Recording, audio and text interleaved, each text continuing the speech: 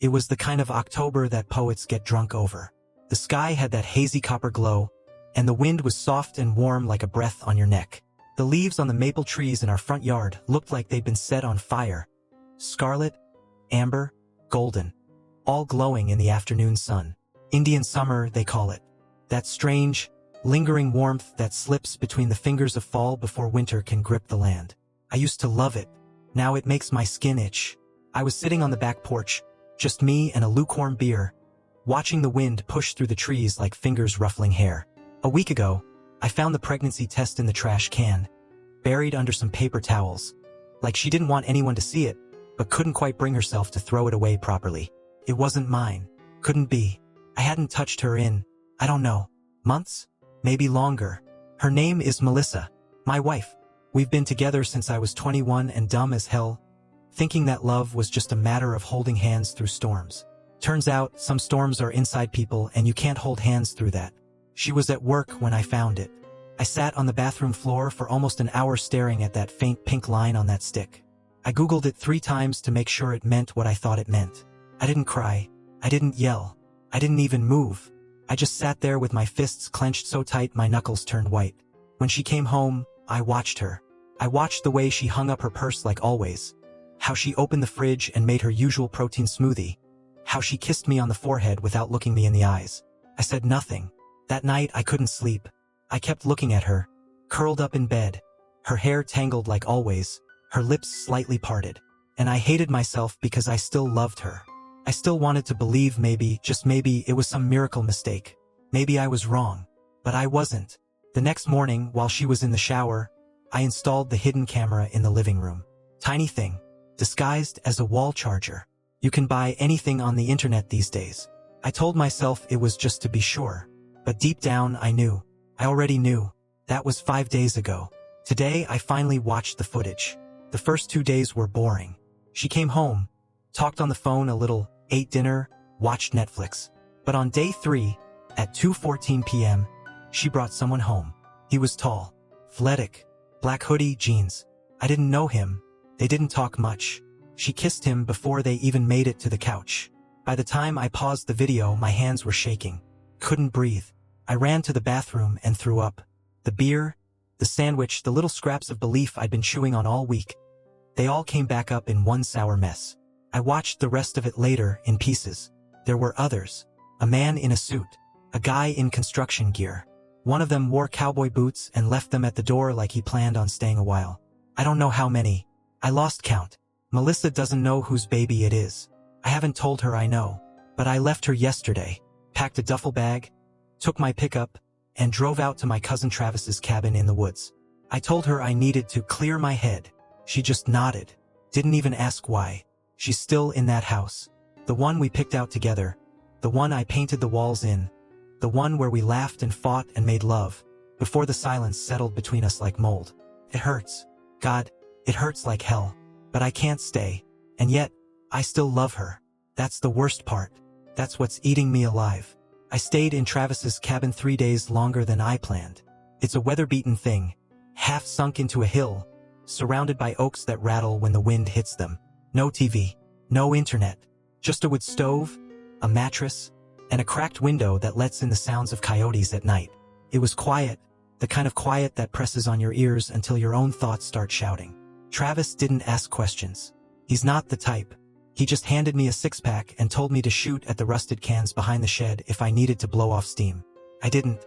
I mostly sat on the porch, watching the leaves fall one by one like pieces of a life breaking off. But on the 3rd day, I turned on my phone. There were 3 messages from Melissa. None of them said, "I love you." None asked if I was okay. She just said, "Are you coming home? You forgot your razor. There's a letter from your insurance." I opened it. Like nothing was wrong. Like we were just on opposite sides of the house. I didn't respond. I just opened the app connected to the hidden camera. And there she was, sitting on the couch, hugging a pillow to her chest, staring at the wall. Alone. At least for now. I checked the other days too. She'd had another visitor the night before I left. This one was new. Younger, maybe mid-20s. Blonde hair. A stupid grin on his face. She met him at the door wearing my t-shirt. I watched her kiss him. Then I watched her take it off. and I felt something inside me twist like a screw. I should have deleted the video, but I didn't, because a part of me still needed proof. I don't know why. Maybe because I couldn't believe it otherwise. Maybe because the Melissa I loved wouldn't have done this. She couldn't. Not the girl I married in my dad's backyard. Not the one who cried when we lost our first baby, who held my hand through the darkest hours. But then again, maybe that girl was already gone. Maybe she died a long time ago, and I was too stupid to bury her. I called my mom that night. I told her I was staying with a friend for a while. She said, "You and Melissa okay?" And I just sat there with the phone to my ear, looking at the floor, because I didn't know how to answer that. "I don't know," I said. "I really don't." She paused, then said something that didn't make sense until later. "Sometimes the people we love turn into strangers, and sometimes they were strangers the whole time." I hung up not long after. Didn't sleep much that night. The next morning, I packed my bag again. I had to go back to the house. Not to her. Not yet. But I had to know something. I had to look her in the eye and see if she still had a soul behind those lashes. I had to see if she was scared, or sorry, or even aware of the wreckage she'd left behind. I got there around 11 a.m. I parked a block away and walked in. The maple trees were half bare now. Red leaves blanketed the lawn like spilled paint. I still had my key. She hadn't changed the locks. I stood in the living room, and for a second, it felt like home again. The smell of cinnamon, her damn candles, still hung in the air. There was a dent in the couch cushion where someone had sat recently. Then I heard her upstairs. She was singing, not well, but softly, like a girl pretending everything was fine. I walked up slow. Each step felt like a decision I couldn't take back. When I pushed open the bedroom door, she jumped. Her eyes were wide, and she looked scared for half a second. Then it passed. "Oh," she said. "You're back." That was it. No running hug. No apology. No tears. Just, "Oh. I came to pack the rest of my things," I said. She nodded. "You didn't have to sneak in. I still had a key. I figured you'd change your mind." I looked at her then. Really looked. Her eyes were tired, lined in the corners. Her lips chapped. Her body different, fuller, softer. She wore a robe I didn't recognize. "Do you know whose it is?" I asked. My voice cracked, but I didn't care. She looked away. I don't," she said quietly. "That did something to me. Broke a dam, maybe. You brought men here, Melissa. Into our house. Our bed." She flinched. "I know about the pregnancy test," I added. Still, she said nothing. "I installed a camera. That got her." Her head snapped up. "You what?" "I saw them. All of them." She didn't deny it. She just sat down on the edge of the bed and covered her face. I waited. Finally, she whispered, "I didn't think you'd find out. I didn't think you'd care." That cut deeper than everything else. "I loved you," I said. She looked up, tears in her eyes now. "I know. That's the worst part. I don't remember walking back down the stairs.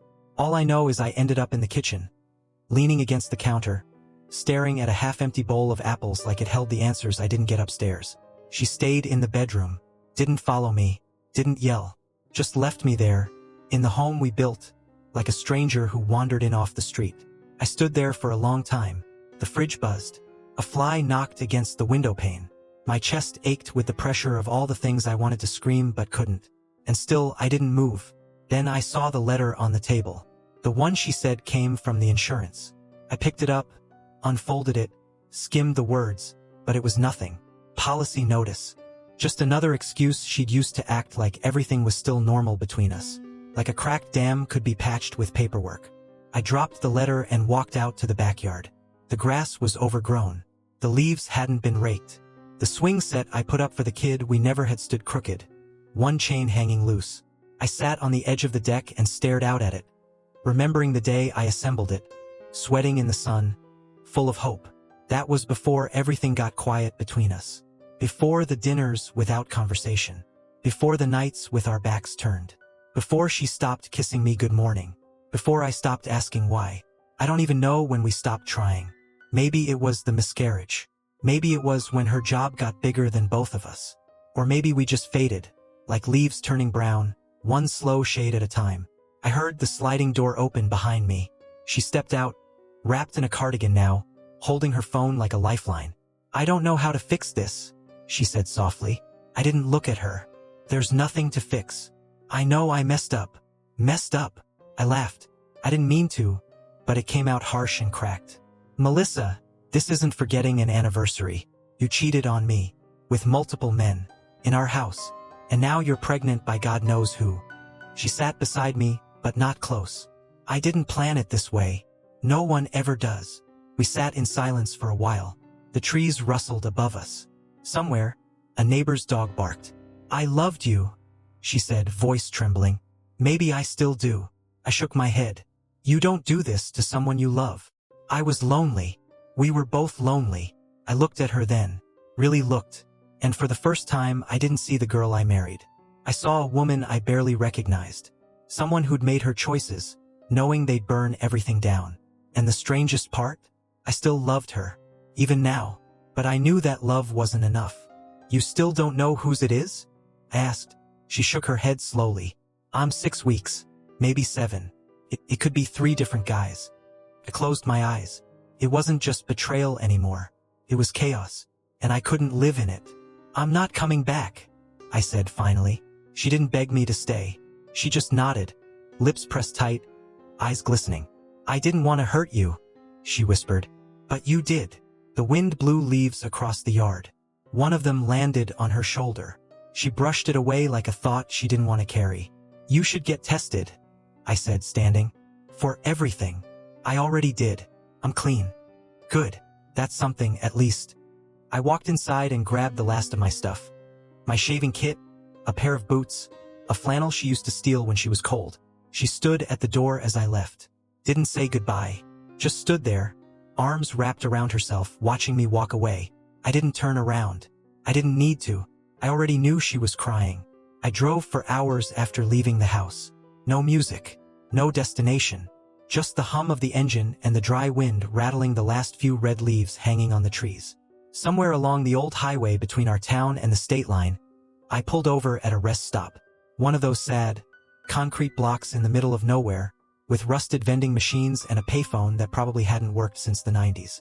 I sat on a bench near a dying birch tree, and for the first time in years, I cried. Not the kind of crying you see in movies with people crumpling to the ground. Mine came out like a leak, slow, hot tears down my cheeks while I sat stiff and still, like I didn't want anyone to notice. But there was no one around. I cried for what I lost, for what I still loved, for the version of Melissa I'd built in my head and clung to long after she stopped existing. And then I wiped my face and called Travis. He picked up on the second ring. That bad? Worse, I said. Can I come back for a bit? You already know the answer. So I did. The cabin was exactly how I left it. Still smelled faintly of old smoke and pine cleaner. I tossed my bag on the floor and collapsed onto the couch. Shoes still on. I felt hollow, like someone had scooped out my insides with a dull spoon and left just enough behind to keep the lights on. I didn't sleep that night, or the next. I kept seeing her. Her face when I told her I wasn't coming back. The way her hand shook when she said she didn't know whose baby it was. The way she didn't chase me. Should have made it easier to hate her. Didn't. 3 days later, I finally called my brother, Dean. He's younger, lives up in Chicago, sells real estate and confidence like they're the same thing. When I told him what happened, he whistled low. Damn, man. I always thought something was off about her. But I didn't want to say. Appreciate the honesty. Now that it's too late. You going to get a paternity test? Just in case? I hesitated. It's not mine. I haven't, not in a long time. Dean went quiet, which was rare for him. You gonna be okay? He asked. I don't know, I said. I'm not sure who I am anymore. I feel like I was somebody else before all this. Well, he said, maybe that's not a bad thing. Maybe it's time to start figuring that out. I thanked him and hung up, but his words stuck with me. Maybe it was time to start over. That evening, I grabbed my old notebook from the closet. Back when I was younger, I used to write. Nothing fancy. Just little pieces of thought, half poems, broken paragraphs, and dumb stories about a simpler life. I stopped after I got married. I guess I didn't think I needed it anymore. Or maybe I was too tired to keep being honest. But now it felt like the only thing I had left. I opened to a blank page and wrote. She kissed a stranger in our home and told me later she didn't think I'd care. But I did. I always did. That was the problem. The pen moved like it remembered something I'd forgotten. That words could hold pain better than silence could. I wrote until the sun went down. And then I wrote some more. That night I had a dream. I was in our backyard, raking leaves. The swing set was gone, and so was the fence. But Melissa was there, barefoot in the grass, holding a baby in her arms.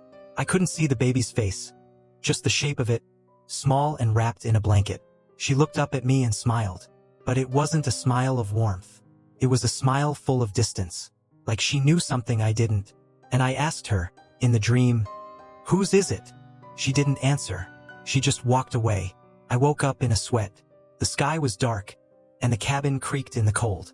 For the first time since it happened, I felt something settle in my chest. Not peace exactly, but something close. Maybe grief, maybe acceptance, or maybe just the first breath of a life that didn't have her in it. The next morning I drove back to town. Not to see her, not to talk, but to dig something up. There's a small storage unit I've kept for years on the edge of town, tucked behind an abandoned strip mall. It was mostly filled with things I hadn't looked at since my dad passed. Old tools, boxes of books, a dented bike I always swore I'd fix, and memories sealed in dust and tape. I unlocked it and let the metal door screech open. There in the back corner was the cedar chest my mom gave me when I got married. She said it was for keepsakes. I didn't know then that keepsakes could be painful. Inside were wedding photos, love letters, Polaroids from our first road trip, the ultrasound picture from the baby we lost, and her handwriting on a scrap of yellow paper. You and me, always, no matter how dark it gets. I stared at that one for a while. Always. She wrote that before the silence, before the betrayal, before the day I found a pregnancy test in the trash can that didn't belong to me. I burned it all. I didn't plan to, but something in me snapped. I dragged the whole chest out to the gravel lot behind the unit, soaked it with lighter fluid from the emergency kit in my truck, and lit a match. The flames weren't big, just hot and fast. Like our marriage, I guess. The smoke carried the last of us into the sky, and I watched it go without crying. I saw her again that same afternoon. It was by accident. I'd stopped at the gas station on the corner of 6th and Maple, the one with the burnt-out E in the sign, and as I came out with a bottle of water and a pack of gum, I saw her getting into her car at Pump 4. She looked different, tired, smaller. She noticed me just as she was about to start the engine. Our eyes met through the windshield. She didn't smile. Neither did I. She gave a little wave, hesitant, like she wasn't sure if she had the right. I nodded. Then I got in my truck and drove away. No words, no anger, just space. And I think that was all we had left to give each other. That night, Travis and I sat on the back porch with beers. The air had shifted. Indian summer was fading. The wind had that edge now, that bite that warned of November. "You gonna be okay?" he asked, tossing a peanut shell into the darkness. "I don't know," I said truthfully, "but I'm not stuck anymore. That's something." "Yeah." I told him about the fire, about the chest, about the ultrasound photo and the burnt edges curling up like petals. He didn't say much. Travis never does. But after a long silence he said, "You know, sometimes you gotta bury the dead twice, once in the ground, and once in your heart." That hit me harder than I expected, because he was right. The next morning I made a decision.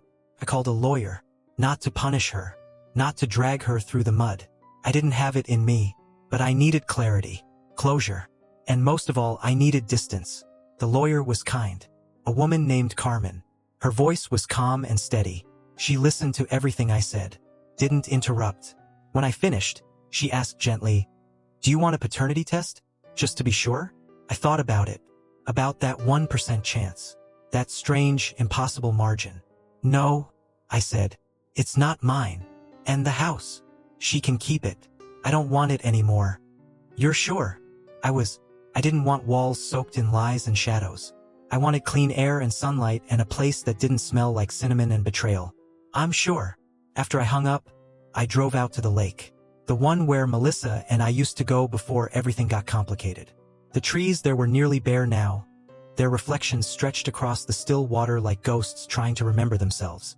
I sat on the old bench and pulled out my notebook again. And I wrote. She planted something in me the day she walked away with another man's child. Not bitterness, not hatred, just the understanding that some love stories don't end with fire. They just stop growing.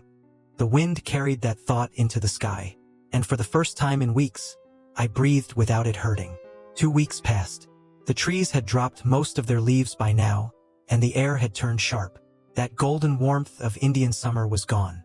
The sun still shone, but with no heat behind it. The wind rattled dry branches like bones. I had moved into a short-term rental on the north side of town. It was a small upstairs apartment above a closed-down shoe repair shop. Nothing fancy. Thin walls, creaky floorboards, a heater that sounded like it was coughing to death. But it was mine. It didn't carry her perfume in the air or echoes of footsteps that weren't mine. I kept things simple. A mattress on the floor, card table as a desk, coffee in the mornings, long walks in the evening. The smell of burnt leaves from someone's backyard fire pit drifting in through the cracked window. Melissa hadn't called since the day I left. Not once. And neither had I, but I thought about her. More than I wanted to. Sometimes I wondered if she had picked a name yet. If she'd gone to her first ultrasound. If she'd told any of the men she'd been with. If they even cared. Sometimes I dreamed she showed up at my door, holding the baby. My name already written on the birth certificate, even though it didn't belong to me. Other nights, I dreamed she never existed at all. One cold Tuesday, my phone buzzed. A number I didn't recognize. I almost didn't answer, but something told me to. Hello. There was a pause and then her voice. Hi, she said. It's me. I leaned against the kitchen counter, suddenly short of breath. I figured, I said quietly. I'm not calling to change anything, she added. I needed to say something. I waited. I went to the doctor yesterday, she continued. They said I'm 8 weeks, almost 9. I didn't say anything. My hands were shaking. There's a small chance, she said, that it could be yours. I closed my eyes. No, Melissa, I said. There isn't. She was quiet on the other end. Just the sound of a breath held too long. I don't want anything from you, she said at last. No money, no responsibility. I just needed to be honest. I let that hang in the air. Why now? I asked. Because I'm scared, she admitted. Because every night I lie awake thinking about what I've done. And because the person I was with, he's gone. Blocked me. He won't talk to me. I swallowed the hard lump rising in my throat. You chose this, I said. I gave you everything I had. And when I stopped being enough, you looked for more. I know, she whispered. I know. And I'll never stop being sorry. The line went quiet. I think we both realized there was nothing more to say. Then she asked me something I wasn't ready for. Do you ever think you could forgive me? I wanted to say yes. I wanted to say no. But instead, I said the only thing that felt true. I don't know. She sniffled. I hope you're okay. I hope you find peace. You too, I said, almost like a reflex. And then I ended the call. That night I walked for over an hour. Through the rust-colored streets of town. Past shuttered stores, yellow porch lights, and carved pumpkins rotting on stoops. I passed the church we were married in. The old diner we used to get pie at. All of it ghosted with memory. Forgiveness. It's not something you just hand over like change at a register. It's not a light switch. It's a slow, dragging process. Like healing after frostbite, painful and numb at the same time. Could I forgive her? Maybe. But I couldn't forget. And I couldn't return to what we were. That version of us was dead and buried. Burned to ash behind a storage unit. I started painting again the next morning. A habit I'd dropped after college. Nothing impressive, just little watercolors. Abstract shapes. Cold blues and stormy grays. One canvas turned into two. 2 into 6. I pinned them on the wall like windows into how I felt. I wasn't good at talking about what was in my chest. But the brush didn't lie. And with each stroke, something in me loosened. Not joy, not yet, but breath. A sense of motion. Like I wasn't stuck in the same scene anymore. One afternoon, I saw her again. At the grocery store, she stood in the produce section holding a bag of apples. A different coat now. A softer look in her eyes. She hadn't seen me yet. I could have walked away, but I didn't. She spotted me, and I watched her brace for something. A fight. Maybe tears. But I didn't give her that. I just nodded. She gave a small, fragile smile, and I walked past her. Not bitter, not broken, just walking forward. One aisle at a time. A week after seeing her in the grocery store, I found myself stopping by that same aisle again. Apples. Of all places. I stared at them longer than any man should, pretending to inspect for bruises, my fingers twitching over Red Delicious and Honeycrisps while my brain wandered. She hadn't said a word that day, just smiled. A soft, uncertain smile that wasn't trying to win me back or make me stay. It wasn't full of apologies or manipulation. It was just human, and maybe that's why it stuck with me. It didn't change anything, but it reminded me we were both still people. Flawed, stupid, hurting people. Back at the apartment, I made chili and let it simmer all afternoon. I'd picked up the habit of cooking just for myself again. No fancy recipes, no candlelit dinners like we used to try and fake our way through. Just food that filled the space and warmed the ribs. While it cooked, I painted. This one turned out like a storm cloud swallowing a sunset. Swirls of blue bleeding into burnt orange. Hints of red beneath it all. When I stepped back, I realized it looked like us. All the colors we used to be, smudged and unrecognizable. But still there. Still something. That night I got a message. Not from her. From one of the guys. I recognized the name instantly, Eli Hart. The one with the boots, the one who came in at 2 p.m. on a Tuesday like he owned the place. The guy I watched kiss my wife on the mouth before they even spoke. The message was short. Hey, I didn't know she was married. I'm sorry, man. Really. If you ever want to talk, or punch me in the face, I get it. For a few minutes, I just stared at the screen. I remembered every second of the video I'd watched. Her arms around him. Her lips on his neck. Her smile, not fake, not forced. I typed a response twice and deleted it both times. Finally, I just wrote, "Thanks for reaching out. It's done now. Take care." And that was it. No rage. No guilt to offer or demand. Just closure in the smallest form. And maybe that was enough. 2 days later, Carmen, my lawyer, called. "The papers are finalized," she said. "Everything's clean. You're free to sign whenever you're ready." Free. Strange word. It didn't feel like freedom. Not yet. But it was coming. "Thanks," I said. "Email them to me. I'll sign tonight." She paused. "You sure you don't want to contest anything? The house, the equity?" "No," I said. "Let her have it. I don't need bricks and paint to prove I existed." She understood. I signed the papers that night, sitting at the card table by the window. The heater rattled in the background, and snow flurries drifted sideways across the streetlight outside. Winter was trying to creep in, and I let it. A few mornings later, I woke up early. No nightmares. No heavy weight pressing on my chest. Just a sense that something had changed. I made coffee, pulled on a hoodie, and went for a walk downtown. The sidewalks were dusted with frost, and the sky was all steel and silence. There was a mural on 5th and Jefferson that I'd always liked. It was peeling now, but still bright. A woman holding a lantern against a wall of blue. Beneath her feet was a line of faded script. "We carry our light with us, even when we forget we have it."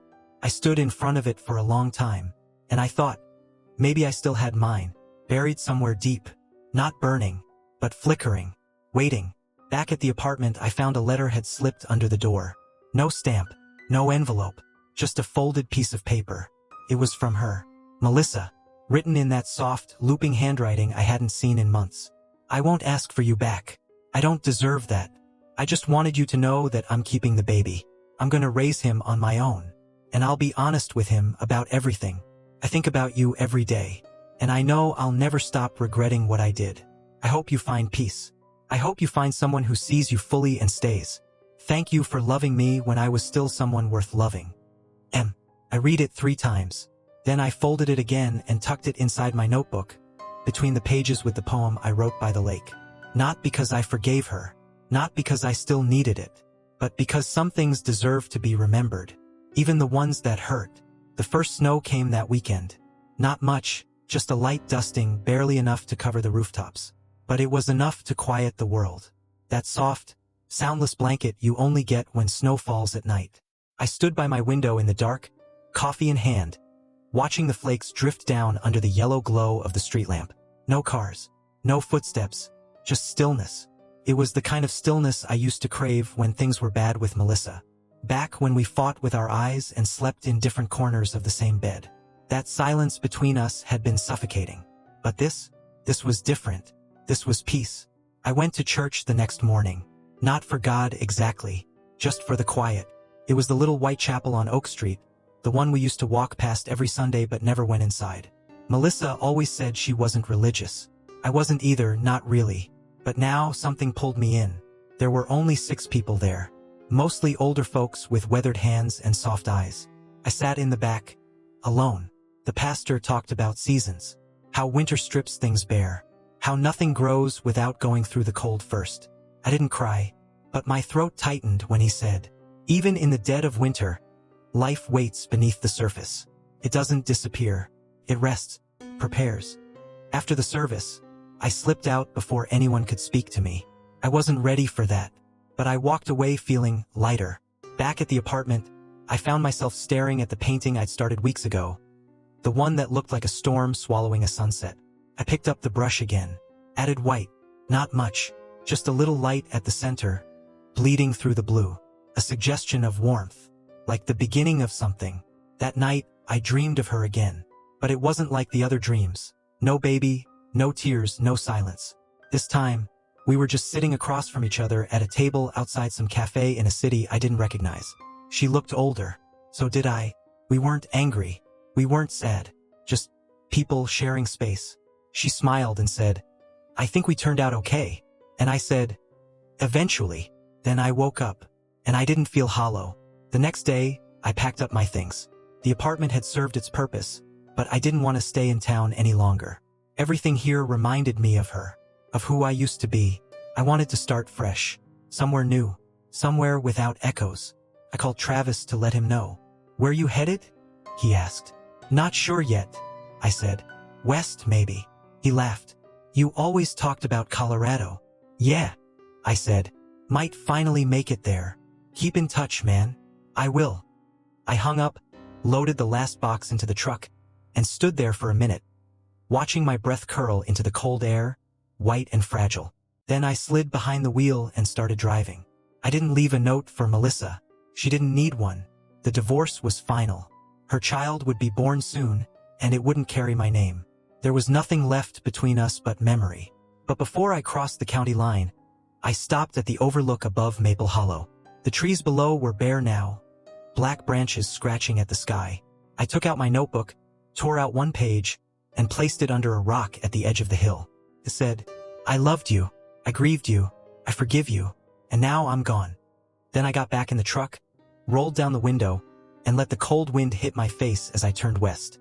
The world ahead was wide and quiet, and for the first time in a long, long while, I was ready to live in it. I reached Colorado in early December. The mountains didn't look real at first, like someone painted them across the sky and forgot to take them down. Snow clung to the ridges. Pines stood thick and dark beneath clouds that moved like slow breath. I found a cabin outside of Estes Park.